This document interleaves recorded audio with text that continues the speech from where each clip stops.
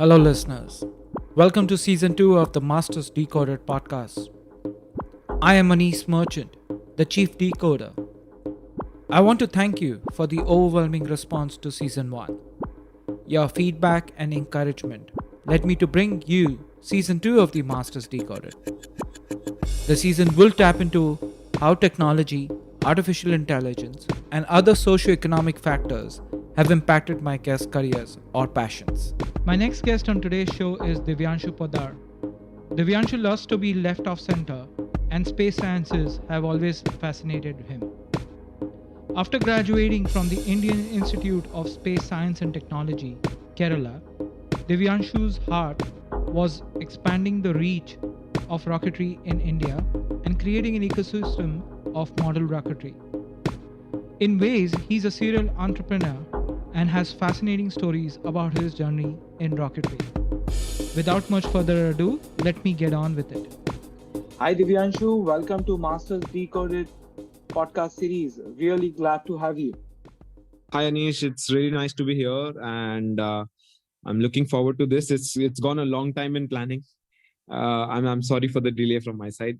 Definitely not. And the industry which you are, it takes a lot of planning to get what you do. So I don't mind that. I can very well relate to it. No, it's a pleasure to have you on board, and it's pretty relevant as well because space exploration and dominance amongst countries and nations is becoming bigger and bigger every day.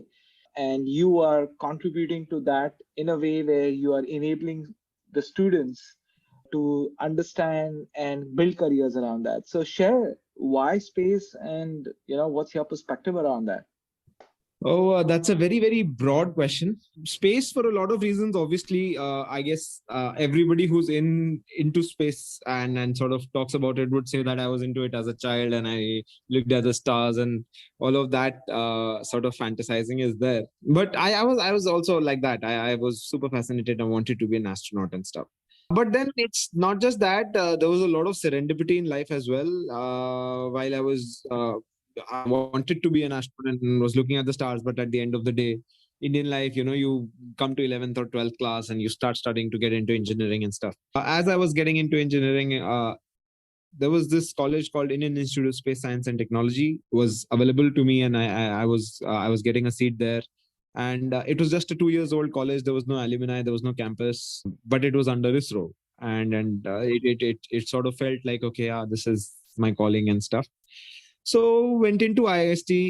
A lot of myths about what space or what space industries or what ISRO would be like got broken for me, as well as a lot of things which were very interesting came into play.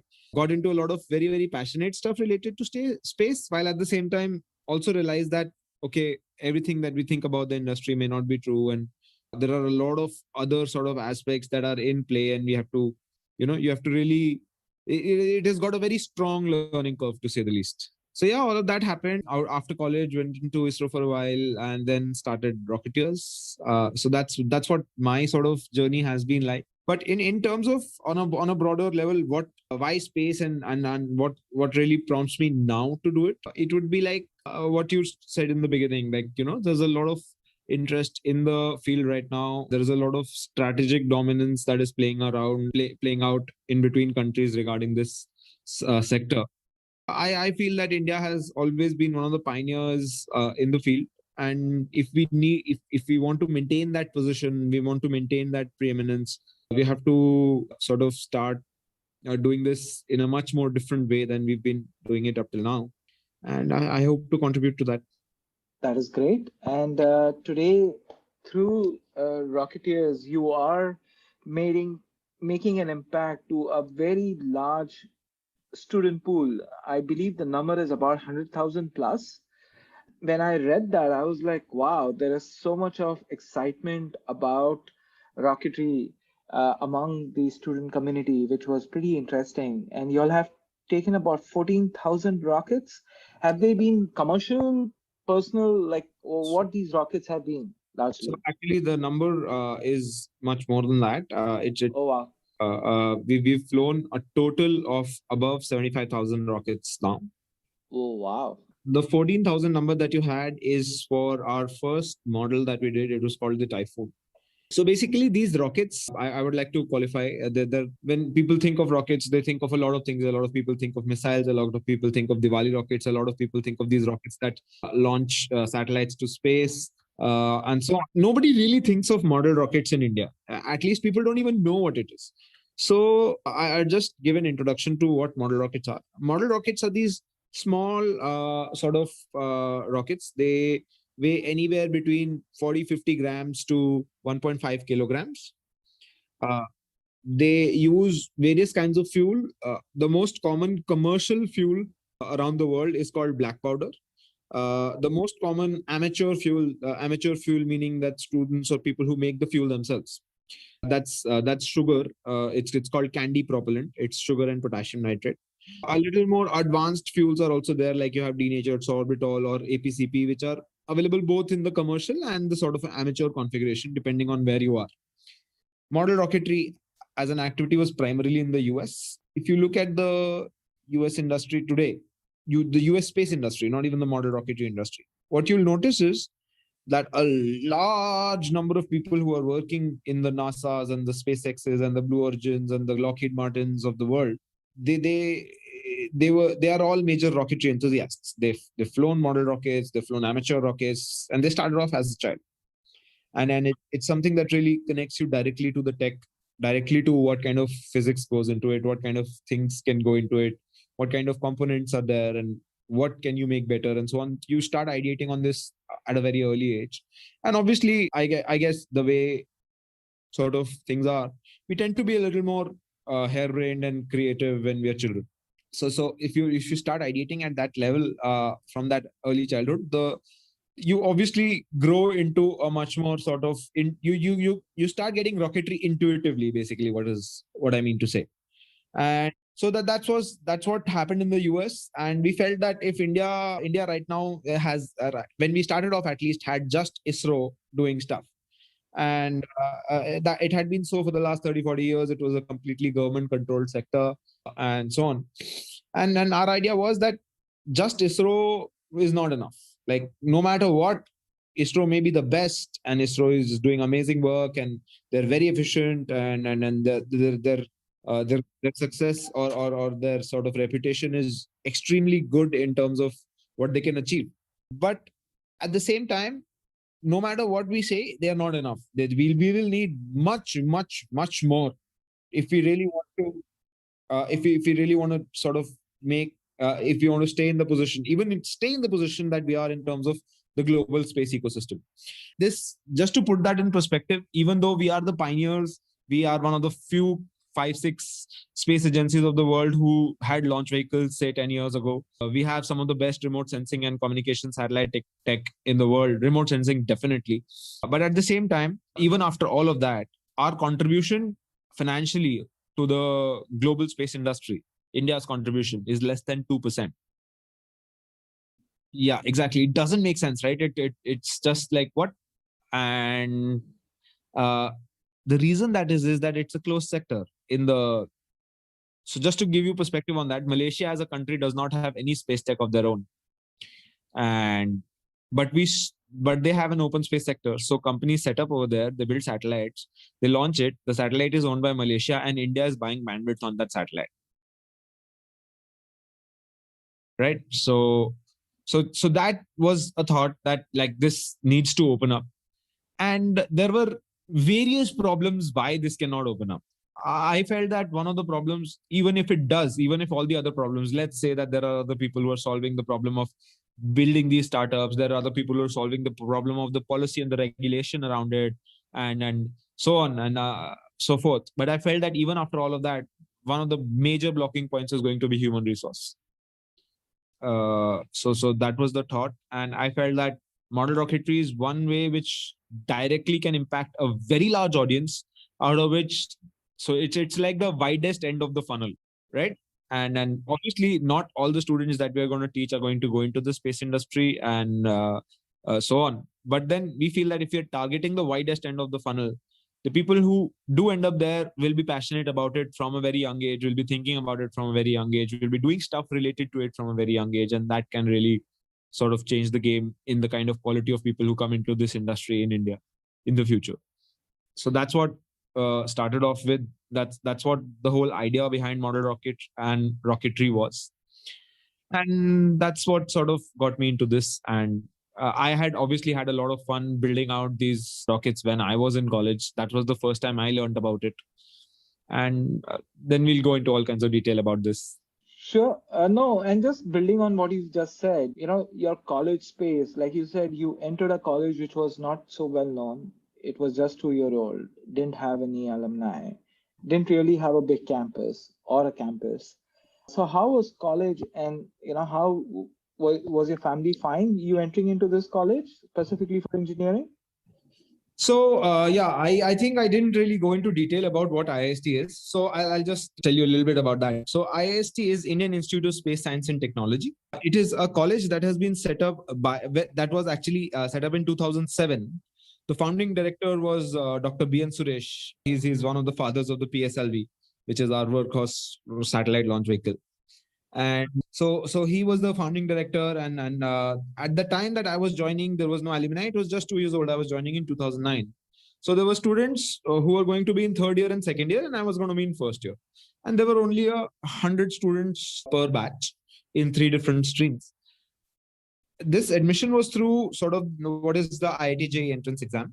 Complete education of all the students who got admitted was funded by DOS, Department of Space. And so everybody was on 100% scholarship. The complete student body was on 100% scholarship. Nobody was paying anything to the college, including boarding, lodging, books, etc., etc. So we stayed in college. Our food was funded by, like, literally, like, I'm sure that there have been some students who may not have even spent any money at all. Like, our only expense was personal expense. In return, like, how this worked is that we signed a bond and we had to work for 5 years for ISRO, and we would be admitted into scientist C position, which was a standard government position. So like, it's like one position senior from a basic science. Like, if you were to join ISRO as a fresher, you would get a scientist B position. We got a C position, so one position senior, and it's a very good IAS level position in terms of the government pay scale. It's a gazetted role, and so on. And then so it was a no-brainer for any parent or any sort of anybody to say that, okay, this is amazing, right? We had Dr. APJ Abdul Kalam as our chancellor, right? So things like there is no campus and stuff was not even a discussion point, to say the least.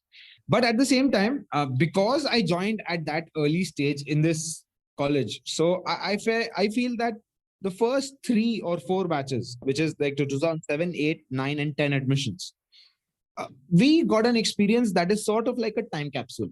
These were the highly formative years of the college. The kind of exposure, the kind of experience that we got is not available to the current students. Even though I might add that the current students are getting an experience which is exemplary. The kind of projects, the kind of academic activity that is now happening in the college was not there in our time. Like, the students are now building 3 different satellites. They're building a sounding rocket. They're working on like collaborations with international universities in amazing space programs across the world. They have a collaboration with Caltech and all. We didn't have any of this. But what we had was that because the college was in such an early stage, most of our professors were actual ISRO scientists. Our labs, which needed to be conducted for the course, there was no campus, there was no college building, there was no college lab. So what was there? There was an ISRO lab. So we got into the ISRO lab to do our stuff, like the electronics labs of VSSC, or the mechanical facilities, the shop floor of Vikram Sarabhai Space Center was where our sort of mechanical lab used to happen, and so on. And we got unprecedented access to ISRO scientists who were like, we had Professor Ramanan, Professor Nainan, Radhakrishnan sir. These were all like stalwarts of their fields. Like, Ramanan sir was teaching us all orbital mechanics. He's the person who designed the trajectory for like Mars orbital mission. So it in that sense, it was a very, very amazing time capsule, and the kind of experience and the kind of exposure that we got is absolutely amazing. And I think that this group of the first sort of 400-500 people that come out of this place, they are as a whole, or as a community, going to create a large impact on the space industry in the years to come. I'm sure of that. And I look forward to that because, when you hear about Starlink or when you heard about SpaceX, I always wonder why not India? Why not somebody in India to do that? I lack knowledge. Otherwise, I would have got into it, but that's not the point here. But you spoke about one thing that you had to sign a bond of 5 years. You didn't complete your 5 years bond from your profile looks like. So there was always an exit clause we had to pay and stuff like that. So all of that happened, and Okay. And so you decided to start Rocketeers as well as Specific Impulse Technologies. so so that's effectively it's like it's a singular organization. The roles are different in the sense that Rocketeers concentrates on the teaching and the services side of it, and Specific Impulse Technologies focuses on the hardware and the product hardware development. And like, so Specific Impulse is a very, very sort of business oriented, profit oriented sort of a model where we are just looking at developing these fuel cartridges, solving the problem of making rocketry accessible. Okay. So like when I built model rockets in colleges, in my college, I spent almost 25,000 per rocket, and like it was very difficult. There were no components. So that's the problem Specific Impulse is solving. We're making rocketry components, hardware, launch pads, and fuel and stuff like that available, cheap, safe, reliable. Whereas Rocketeers, the brand name or sort of the Rocketeers Research Institute, that is much more of a teaching agency, partners with various schools and colleges, and creates capacity for teachers and so on. So it's a different sort of focus in both the things, but they operate together. We'll talk about both these companies in a bit. While you were a trainee in ISRO, you did get an opportunity to work with Chandrayaan-2, which is the most hype mission which has been from an ISRO's perspective. What was your role in that mission or in that? So I got coffee. Okay, nice one. So yeah, that's about it. I know you can't share much because of the ISRO guidelines. In fact, I've had an opportunity to talk to Amit, who also featured in my podcast, and he also part of ISRO, and he also shared the same statement which you did share right now. You couldn't share much, so I do appreciate that, and I will not press you on that. Don't worry. So let's talk about Rocketeers. Moving on from there, and you did say that you're making it available, making it safe, making it cheap, but rocketry is not that big in India. Like a common student or a common school may not even think about getting their children exposed. So how much does a rocketry kit cost today from your company for a student? So just to first answer your last end of it, that how much does a kit cost today? So a basic model rocket kit, including a launch pad and ignition system, will cost you 2,500 to 2,600 rupees from Rocketeers. That cheap? You said 25,000 you were working on, and you brought it down to 1/10. That's impressive. Yeah. So and now let's come to that 25,000 to 2,500 aspect. So when I was working on it, there was not even a single I saw rocketry for the first time when I was in my second year in college. I saw this video, a TED talk by Steve Jurvetson. And for people who are interested, Steve Jurvetson is a major investor in the space industry. He's one of the first investors in SpaceX. So it was his TED talk, and he was talking about model rocketry, and he showed off some photographs, some launches and stuff like that. And I was just hooked. I was like, I want to do this. And at that time, the thought process was that, okay, I'm going to go into ISRO 2 years or 3 years from now. I'm going to be helping build these big launch vehicles, which are going to launch satellites and do these amazing things. These are like 200 crore, 300 crore machines, massive, right? So I felt that, okay, yeah, this tiny, easy peasy model rocket. This is a piece of cake, 100 grams, basic materials, like nothing special. I should be able to crack this like within a week or two with some money and like some 2,000-3,000 rupees, because the materials themselves are not expensive. It's paper, it's plastic and stuff like that. And I was like, yeah, this is sorted. And so me and a couple of my friends from college, we started off our sort of mission to build a model rocket. And over the next year, we realized that there are no components available. There is no launch pad, there is no ignition system available. Definitely, there is no fuel cartridge or fuel available. So if we want to build this out, we have to build everything from scratch. We could do a lot of jugaad and build it cheaper, but what that would lead to is an overall unsafe methodology, which is what most sort of amateur rocketeers in India experience. So if you look at the few people in India who used to do rocketry, they would ignite their model rockets or their amateur rockets using wicks or candles or firecrackers or stuff like that. They would instead of having a proper launch pad, they would just put a rod into the ground and like keep it straight and mount the rocket on it so that the rod is the guiding rod and so on. And even the fuel that they used to build themselves. I know personally stories of people who've burned their hands, people who've burned down their parents' garages.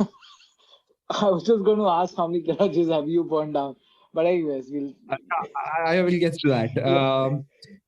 So all of this we started experiencing, and that's when we realized that, oh my God, that even though we were able to build this rocket set of rockets out, we built about 70 rockets over the next 1.5 year, and only 2 of them were successful to be honest. Okay. But over this time, we realized that we were able to do this because we had access to IIST, the kind of chemistry labs, the kind of guidance, the kind of professors, the kind of materials, the kind of facilities for machining and prototyping that we had access to were absolutely amazing, super cutting edge. And that's why we were able to do this. But for a general child to be able to do it, it was impossible, even if he or she had the money.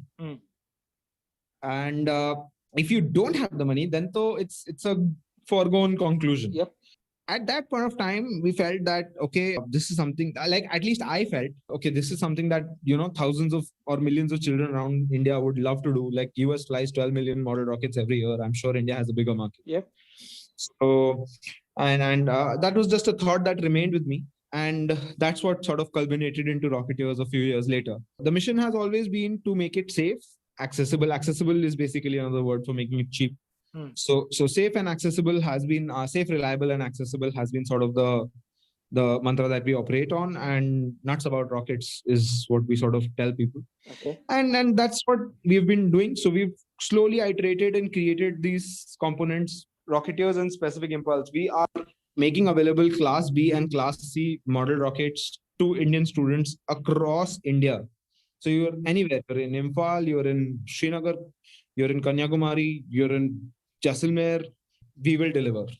We're making these rockets available and accessible to everybody. As I told you already, the cheapest rocket today is just 2,500 rupees. This is also not just the rocket. This includes the launchpad and ignition system, which, by the way, are permanent things. So if you have the launchpad and ignition system once, you don't need to buy that again and again to fly more rockets. So if you're buying more rockets, then a rocket is starting off at just 1,100 or 1,200 bucks. Okay. And then the rocket itself also is reusable, though not as much as the launchpad and ignition system. But you can fly every rocket. If you take care of it and you're able to recover it, you can fly it easy peasy 10, 11 times.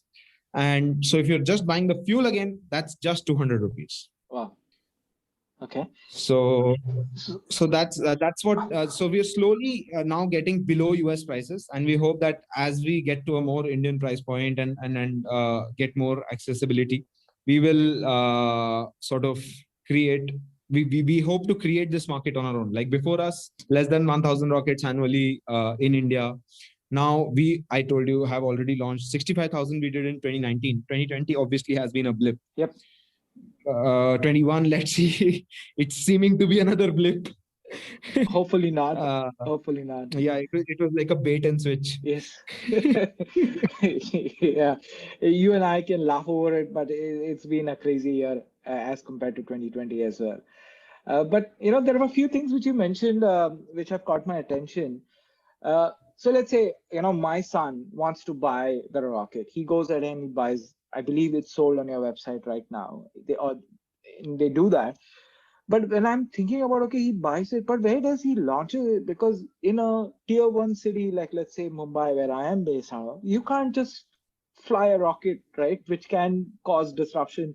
How does that work? See, obviously, there are a few places which are a little more difficult than other places. I would say Mumbai, Delhi, Bangalore, even some sort of defense-heavy cities like Ambala, and so border-nearing cities. These sort of places are a little bit of it's a little more difficult to find a proper place to fly the rocket.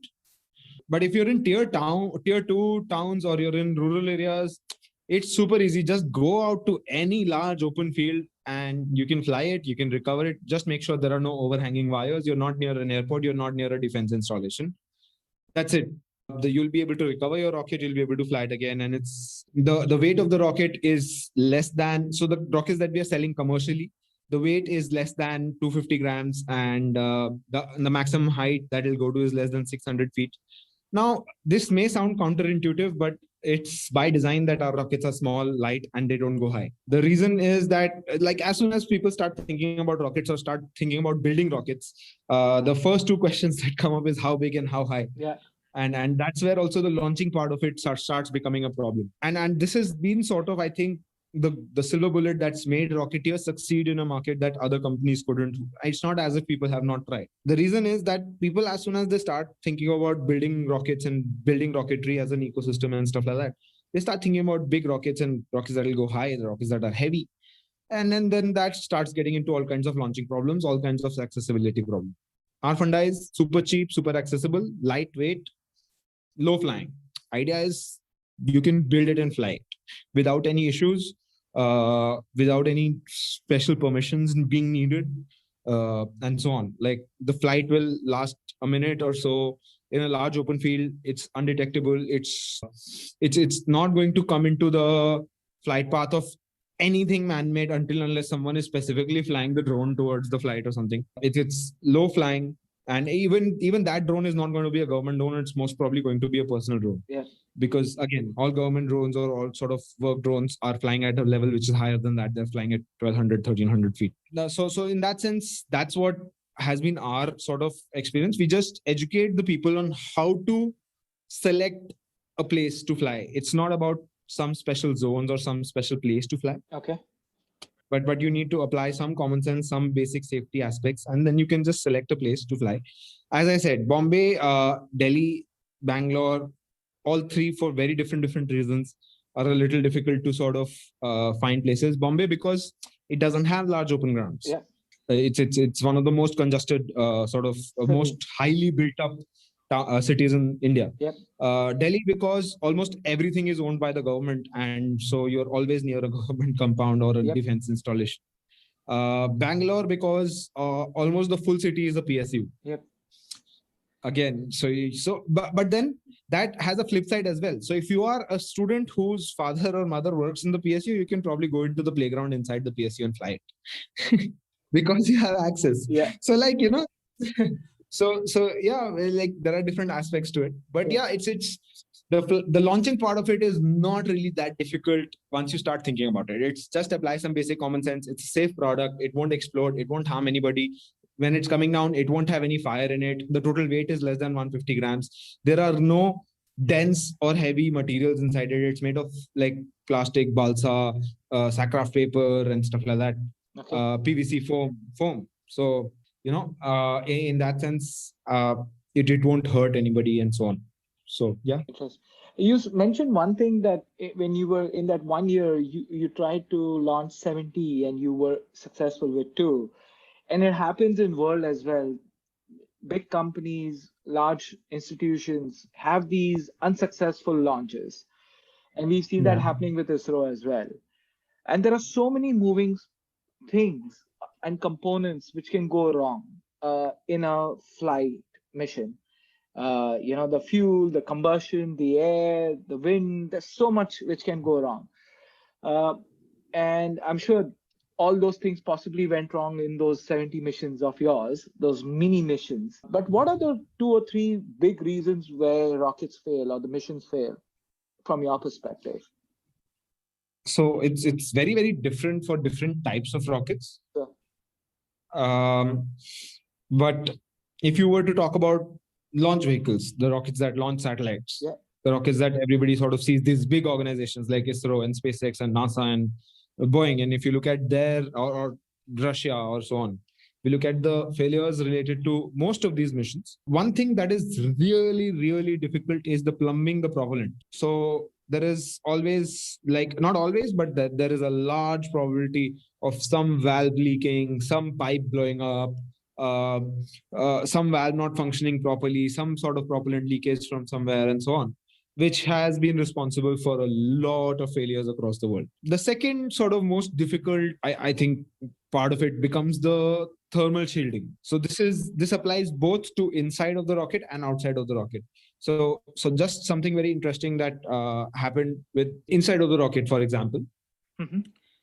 Uh, if you've been following, or I don't know, some of your viewers who are really interested in space might be following. SpaceX is currently developing this rocket called Starship. Yes. It's supposed to go to Mars, and for that they do this test where they launch the Starship, which is the upper stage of the rocket, for 10 kilometers, and they bring it back and make it land back like SpaceX rockets land back. Yeah. And this is a much bigger rocket than what has been landing up till now. So that's why it's a much more difficult problem. So they've been trying to land it back. In one of these tests, this thing just came back, couldn't land, blew up. Just before it was landing, like in the last 3 or 4 seconds, the fire that is coming out of the engine, the sort of trail that we see, it's usually for SpaceX, for these engines, for the Raptor engines, it's almost near transparent, has some yellow and blue hues, but it's almost near transparent. Whereas suddenly for these last 3-4 seconds, everybody saw this thick green flame. Okay. And there was a lot of question about what was happening. So this was the rocket eating up itself. It was eating the engine inside. The engine was burning. Out. Okay. Right. So the copper inside the engine was burning. So not only do you need protection outside for thermal stuff, but you need protection inside as well, because inside might start to burn, and then everything sort of. So these, I think, are the two most sort of difficult problems. One is getting the plumbing right, and then getting the thermal protection right. So these two, assuming that you are doing all the easy stuff right, which is like just building a rocket engine. Yep. But yeah. You want to share any funny moment which might have happened with y'all as y'all were building your own model rockets? Oh, there are tons. Okay. I could go on and on. One of the first instances is still, in my opinion, the most exciting. Okay. So this was while I was in college. I was in at that time. I think I was still in second year. I was in third year. I think I was in third year at that time. 4 of us, we had built a model rocket and we were going to test it out. It was approximately 1:30 in the night. And we were inside the IIST campus. Okay. And now IIST campus is, just to give you a little perspective, it's set in the hills of, like the hills near Tirunananthapuram, near Nedumangar. So these are like nice Ponmudi and this whole Ghat range hills. Very beautiful, very, very green. So our campus was inside that. And it was on 2 mountains. So one mountain on one side had lined up hostels. There was a valley in between, and on the other side, on the other mountain, there were the academic blocks. Okay. They were all there. And inside the valley, at the base of the valley, there was the student activity complex, the sports ground, the basketball court, and like the badminton court and stuff like that. Okay. And so we were in the valley at the basketball court, and we were going to launch our rocket over there. Okay. And one of our friends, so it was 4 of us. So 3 of us were there in the valley. And one of us was perched on the rooftop of one of these hostels on the side of the mountain with a camera, filming the thing, looking down into the valley. We were super excited in the night. And this campus shares a wall with what is called the Liquid Propulsion System Center, Valiamala, which is an ISRO facility of national importance, doesn't show up on Google Maps properly, and has CISF security. And we share a wall with them. It's like, it's just 300 meters away from where we were testing. And it has massive propellant storage. It's called Liquid Propulsion System Center. So it's got propellant storage and stuff like that. And it's 1:30 in the night. And so we were all set and we start our test. So on one side of the basketball court, our rocket ignition system is mounted onto a bench, and the whole thing is there. And on the other side of the court, we are there behind. So construction was happening. So there was a brick sort of pile there. Okay. And so we were behind the brick pile and looking at the rocket getting ignited. And the ignition happened. The rocket lifted off. Went approximately 9 or 10 feet into the air. Then it blew. And there's a massive explosion, like extremely loud. like at 1:30 in the night, we saw a bunch of lights across the hostels come on. I can just imagine it's almost like a movie which is reeling. But go on, So the guy who was on the rooftop of one of these hostels holding the camera. So these cameras have this small lanyard which you can stick into your hand so that it doesn't fall. Yeah. So he was not wearing that, and he was apparently holding the camera very lightly. So the camera flew back from his hand and fell onto the ground. 5 minutes later, we are the three of us in the valley, surrounded by CISF guards. They had guns pointed and stuff, and we were like, we hope the safety is on. We are students. And we have permission to do this. We are students. We know professors know. See, we have letters. Okay. And so yeah, like there was a whole hoopla about the thing. Nothing happened. We were safe. Nobody got hurt. But at that moment, like it was intense, right? You had 35, not even one or two. You had 35, 40 CSF guards surrounding three of us with guns pointed. And we are like in the center of the basketball court. It was like a showdown. Wow. That's it's an interesting but a scary and a funny also situation. What happened to your fourth friend? Did he run away or did he come to save your life? He was on top of a building, nobody knew, right? Yeah. Like he was quite far away. He was 400 feet away from us. Okay. So did he come to save you all, or when he saw CSF? No, he didn't even realize that we were surrounded by CSF guards. Who were already gone down, and like he was coming, and we then found parts of our rockets like 300 meters away, 400 meters away, like throughout the campus. They're splintered around, and we're looking for them. So yeah, stuff like this. Another time, our college ka chemistry lab, again nighttime, we blew up the hot air oven. Ouch. Okay. So you were asking, what all you have burnt and how many garages have I burnt down. So it's stuff like this. So it's fun stories which I'm sure you will be sharing with your students as well as they go. Definitely. So there's a video of this, as I said, right? There was a friend who was on the rooftop. Yeah. So yeah, the video is not in public domain. So I'm not going to do that. But yeah, at times in some workshops where I find a rapport with the students, we end up showing them the video as well. Okay, that's good because they also have to be aware that this is no child's play. So with rocketry, I guess anybody who's pursuing it on a serious level has to be very, very aware of the fact that they're dealing with propellant, and at the end of the day, it's an explosive material. Yeah. And they have to be very careful, and safety should be paramount. Things can get broken, can be rebuilt, but you should make sure that people are safe. Switching gears on you would have got an amazing career with ISRO because you already had like a 5-year bond. You were getting a great level, which was much better than somebody joining ISRO directly as a fresher. You decided a completely an alternative path to do something on your own, to build a business around the entire rocketry industry. How did your parents find all of this? And how do you recollect and say it was a good decision? First of all, I am extremely lucky when it comes to my parents. Like, I think I'm more blessed than almost any Indians. I've seen parents of my friends and what kind of pressures can be there in a family. And my parents are by far the most supportive, and they're extremely logical, and it's very easy to sort of have an open-minded conversation with them. That helps so much because once they're listening in an open-minded manner, then it's a very, very, they treat me like an adult. So, and they treat me like an adult when I was a child. So that really creates that sort of informed decision where, I can listen to their ideas. I can sort of allay their concerns and so on. So in that sense, I guess I never really faced much of a backlash from my parents. The backlash that may have come from extended family or friends or something like that doesn't happen simply because my parents are cool with it. So after that, sort of everybody else sort of takes a backseat. Like my parents and my grandparents, I would say, which is a little more difficult conversation, but once my parents agree, that also sort of becomes easy. So in that sense, I guess I'm extremely lucky to have the best parents. Like, they're just super cool and chill about stuff like this. They like that. They don't want me to take stupid decisions, so they help me with that. But at the same time, if there's something that I really want to do, it may on a surface level seem illogical, but they're open to having a conversation about it. And that helps a lot. Apart from that, I would also like to put in perspective this quitting ISRO part. So first of all, ISRO has a fairly good attrition rate.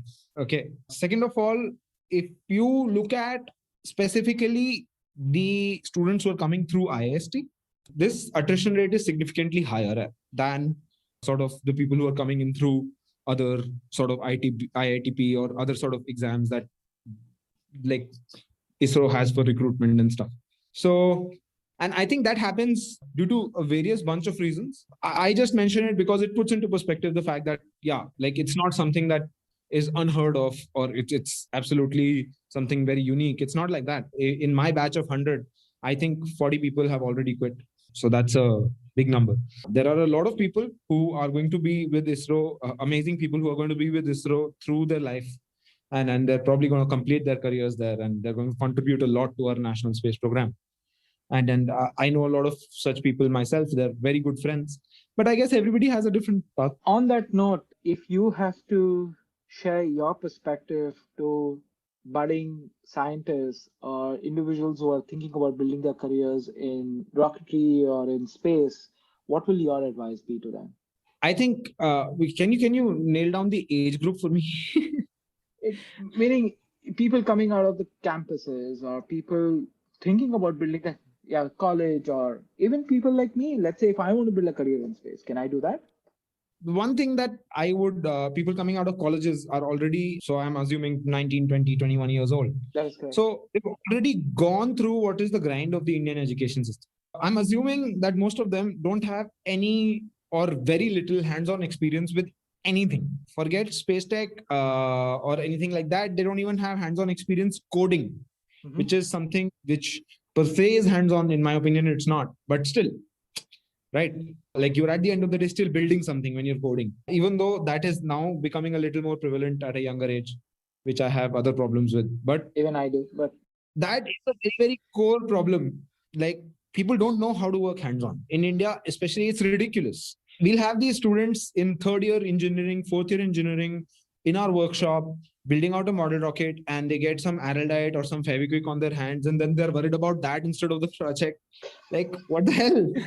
Get on with it. It's just glue, it'll wash off. And it's not that they have a problem with the glue. It's just that they have not worked hands-on. Yeah. If they were to build 5 more rockets, then that glue would automatically become not a problem for them psychologically. Yeah. So that's a very simple and a very, very sort of crude example of it. But yeah, so that I think is my primary advice to people. Start getting hands-on. Go out, build something, anything. It could be anything. You want to build an app, build an app. You want to, if nothing, build a lamp for yourself. I built my own furniture in my room. Oh, nice. And like I have a lot of fun with it. It's like, because I'm building it, I don't want a normal table. I'll build a tensegrity table. It will not have legs. It will do this, it will do that. Like you can have fun with it. Yeah. Right. So you're going to probably spend some 8,000-9,000 on pepper fry to buy a table. Spend that 8,000-9,000 in a makerspace. Right. You'll probably build a better table that you'll be more emotionally connected to, that you'll value more, and that you have an amazing experience with. So that's my sort of primary advice. Like the table thing is again an example, an app is an example. It could be a robot, it could be a car, it could be anything. Just start getting hands-on. So that's something that I really recommend to almost all students who are in campuses. Definitely, like that's the right time. They should, because our colleges don't give you that opportunity. So you have to go out there and do it yourself. So it's very important to do that. And in my opinion, the people who are excelling, the people who really get stuff done are the ones who are hands-on. And people in India usually learn that on a later learning curve. They get into their careers 3 years, 4 years down the line. They do that. Then I think if you start doing it at an early age, it will be that much more impactful. On that note, Divyanshu, I know you're busy with your business. I don't want to take much of your time. This has been an amazing conversation. I learned a lot personally. It gets me excited, and I'm thinking about, okay, what do I build with my own hands? More physical than virtual, like an app. So thank you for your time, Divyanshu. This has been an amazing conversation, and I will still remember you serving tea during the ISRO Chandrayaan 2 launch. So stay safe, sir, and be healthy. Thank you. Same to you, Anish. And yeah, this has been a lot of fun. Thank you for listening in. And we close yet another episode of Masters Decoded. If you've enjoyed the episode, please, you can help us out by sharing it on social media. I would personally appreciate that. It's how we can reach more listeners, and the more listeners we have, the more awesome guests I can get in touch and convince to participate in these conversations that are a joy to have for me, and I hope they are a joy for you to listen as well. You can also help a lot leaving reviews on iTunes or your podcast service of choice. Reviews are surprisingly helpful in supporting the podcast to get to more listeners. If this episode has intrigued you, I would request you to subscribe to the podcast to stay up to date and get notified to the future episodes. With that, I bid you and see you in the next episode.